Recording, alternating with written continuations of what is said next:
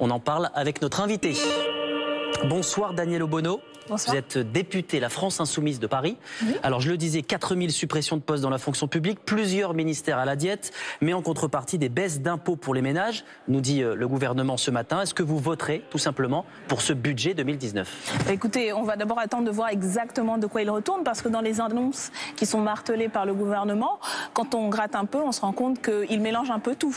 Il mélange des votes qui ont été faits l'année dernière et qui vont s'appliquer dès maintenant. Vous parlez de quoi précisément ? Par exemple, la baisse des cotisations sociales, et qui dépendent d'ailleurs du projet de loi de finances de la sécurité sociale et non du budget de l'État. D'une part, la baisse de la taxe d'habitation aussi, qui dépendait du précédent budget. Donc mais qui est une bonne nouvelle pour les Français, cette baisse de la taxe d'habitation. Bonne nouvelle pour les ménages.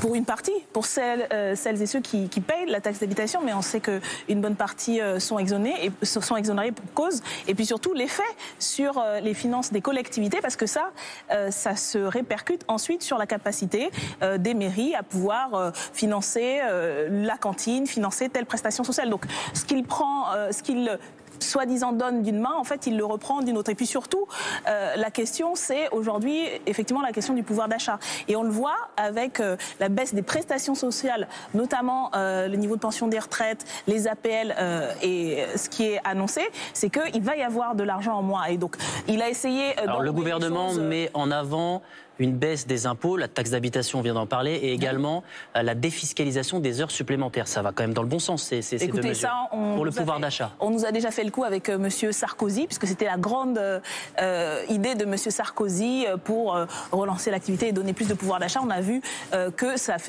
détruisait plutôt des emplois que ça n'augmentait du pouvoir d'achat. Les vraies mesures d'augmentation du pouvoir d'achat, c'est d'augmenter les salaires, le salaire minimum, et puis de mieux répartir les richesses. Parce que dans le même temps, comme il sait si bien le faire, il donne beaucoup aux plus riches, avec des exonérations fiscales, y compris au niveau des entreprises. Ce sont les très grandes entreprises qui vont bénéficier de ces mesures, et pas du tout les petites et moyennes entreprises. Donc vous voyez bien que le compte est très loin d'y être. Et puis, on va entamer les débats sur le budget. Comme vous l'avez dit, les baisses au niveau de la fonction publique, au niveau des ministères, ça va se traduire aussi par moins de services publics et donc par compenser pour les citoyens et les citoyennes au niveau du privé. Donc tout cela, on voit bien, c'est un budget d'austérité, c'est très clair, et ce n'est à la fois ni juste ni efficace économiquement. On va voir les grandes lignes de ce budget 2019 avec ce sujet signé Anne Sylvain. Le gouvernement veut faire de ce budget celui du pouvoir d'achat des Français. Il met donc en avant une baisse d'impôts conséquente. Celles de la taxe d'habitation sont concernés 80% des Français, mais pas les ménages les plus riches. Les plus pauvres bénéficieront de minima sociaux en hausse, comme le minimum vieillesse ou l'allocation pour adultes handicapés. Et puis, et c'est l'autre mesure phare, tous les salariés profiteront à plein d'une baisse des cotisations salariales. Ce budget prévoit aussi des mesures défavorables au pouvoir d'achat, notamment la très faible augmentation des pensions de retraite gommées par l'inflation. Même principe pour les ménages, ils devront faire face à une très faible hausse des allocations familiales et des aides au logement. Pour finir, si vous avez une voiture et que vous fumez, vous devrez faire face à la hausse des carburants et à celle du tabac. Alors on sait que Bruxelles met la pression sur la France pour réduire son déficit. Ce plan présenté ce matin va dans le sens de la réduction d'une dépense publique. Pour vous, ce n'est pas une bonne solution pour justement rester dans les clous demandés par Bruxelles ? Ça, clairement non, puisque c'est déjà la petite copie bruxelloise que le gouvernement s'était appliqué à mettre en œuvre lors du précédent budget.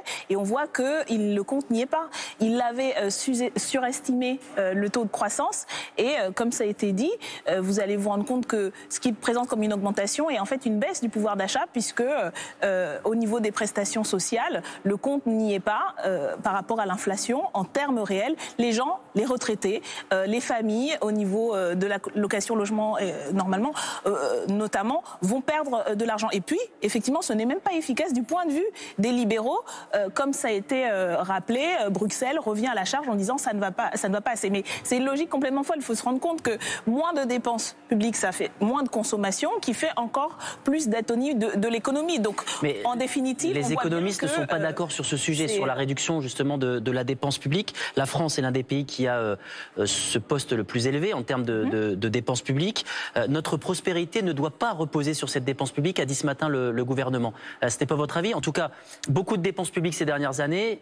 On voit que l'impact sur le chômage et sur la croissance n'est pas évident. Oui, mais sur le chômage, ce qu'il faut, c'est relancer l'activité. Et ce n'est pas ce qui est fait. Encore une fois, la dépense publique, elle a un sens. Et c'est aussi pour cette raison qu'on peut aujourd'hui s'occuper des anciens, qu'on peut avoir une éducation encore malgré l'austérité à un certain niveau. Donc vous nous dites ce soir, il faut encore plus de dépenses publiques? Je pense que, y compris au niveau européen, la France n'est pas le pays qui a la plus grande part de dépenses publiques par rapport à d'autres pays, notamment au niveau des pays scandinaves qu'on cite souvent en exemple. En tout cas, elle est dans les pays elle fait partie des pays qui ont le plus de dépenses publiques. Mais en réalité, ça fait 30 ans. Non mais vraiment, ça fait 30 ans qu'on dit la même chose. Et en même temps, on voit qu'on est aussi le pays qui est le record d'Europe des millionnaires et des milliardaires. On voit que la richesse dans ce pays a augmenté énormément. Ce qui pose problème, c'est le partage de cette richesse. Donc en même temps, on ne peut pas continuer pendant 30 ans à nous expliquer qu'il faut faire l'austérité pendant 30 ans. C'est toujours la même austérité, ce sont les mêmes qui se serrent la ceinture et puis il y en a quand même une minorité qui en profite. On cite souvent l'Allemagne comme modèle économique. L'Allemagne a fait des choix économiques très forts ces dernières années en matière de réduction de la dépense publique et on voit que ça paye aujourd'hui. Mais écoutez, nous ne citons pas les plans successifs mis en place par les gouvernements Schröder et ensuite repris jusqu'à aujourd'hui par la coalition de droite et de droite extrême qui est aujourd'hui au pouvoir comme un modèle de développement. Aller dire ça aux millions et millions de travailleurs pauvres, aller dire ça aux enfants qui sont aujourd'hui dans la pauvreté en Allemagne, je ne crois pas qu'ils considèrent que ce soit un modèle en termes sociaux. Heureusement, il y a encore des forces qui se battent pour préserver les droits sociaux. Mais je pense que plus largement, aujourd'hui, quand on fait le constat à la fois du niveau de richesse qu'il y a dans ce pays, parce que quand même, nous sommes encore aujourd'hui une des premières puissances au monde, en Europe, et le décalage qu'il y a avec le nombre de pauvres qui augmente, il y a là un problème qui est quasi mathématique entre le partage qui se fait au bénéfice d'une minorité, et ça c'est aussi le constat que font énormément d'institutions qui ne sont pas spécialement insoumises, mais qui disent aujourd'hui il y a un écart, le FMI notamment, il y a un écart de plus en plus inquiétant entre les plus riches et puis la grande majorité. Et donc c'est ça le problème. Pour terminer, qu'est-ce que vous auriez aimé voir dans ce budget 2019 qui n'y est pas? Écoutez, nous n'attendons rien. Ayant déjà eu l'expérience du budget précédent, nous n'attendons rien que la continuation de ce même modèle, puisque le gouvernement de M. Macron, de M. Philippe, n'invente rien, ne fait qu'appliquer bêtement les mêmes mesures. Nous, ce que nous proposerons, et nous allons le faire encore cette année, des mesures d'un véritable investissement public pour relancer l'activité, comme nous l'avions proposé l'année dernière, notamment en matière de transition écologique, parce que nous pensons que c'est un secteur qui est énormément porteur d'emplois, en matière aussi de soins aux personnes âgées, à la petite enfance, parce que là aussi il y a des secteurs de relance de l'activité. Donc oui, nous sommes pour un investissement public, pour un développement de l'activité par ce biais-là notamment, et aussi un soutien aux petites et moyennes entreprises. Donc il y a une autre politique économique aujourd'hui possible, et ce n'est certainement pas celle du gouvernement actuel. On l'a bien compris. Merci beaucoup Danielle Obono d'avoir accepté l'invitation.